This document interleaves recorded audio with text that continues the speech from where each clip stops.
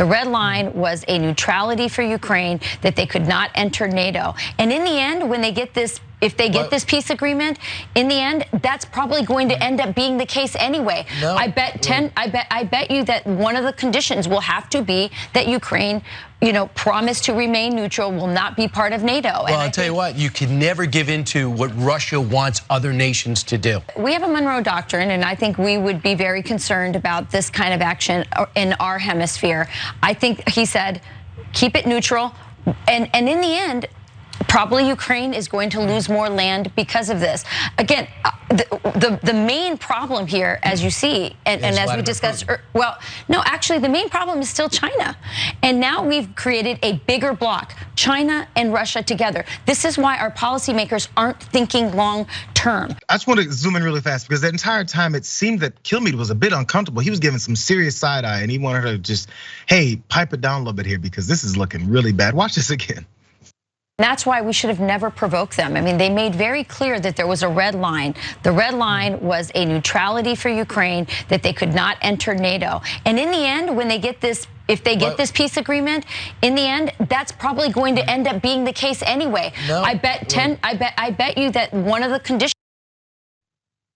Brian Kilmeade's been on TV a long time, and I think he must realize, hey, the camera is on, bro. There's another time when he looks at the camera. I watch him sometimes, and he's like, I was like, bro, you're looking at the camera. Everyone sees you. You're there. You're only 3 people on the stage. Either way it goes, Duffy continued on her line of talking about how we've provoked Putin, and he's just who he is. And Kilmeade decided to jump in again, and he just couldn't take it. Check out the annoyance he had here. Watch. Provoking this war has brought our two enemies closer together. They provoked the war. Well, they had a red line. And we had an agreement in November with a security agreement. They can't make a red line on other countries, Rachel. It's not up to them to make a red line on other countries. This is the fate of the geography of Ukraine. And they could have remained a free country. We could have armed them. We could have actually. Right, no, you understand. Russia got their way. They lost their stooge in an election. The minute they lost their stooge in an election, it had nothing to do with us.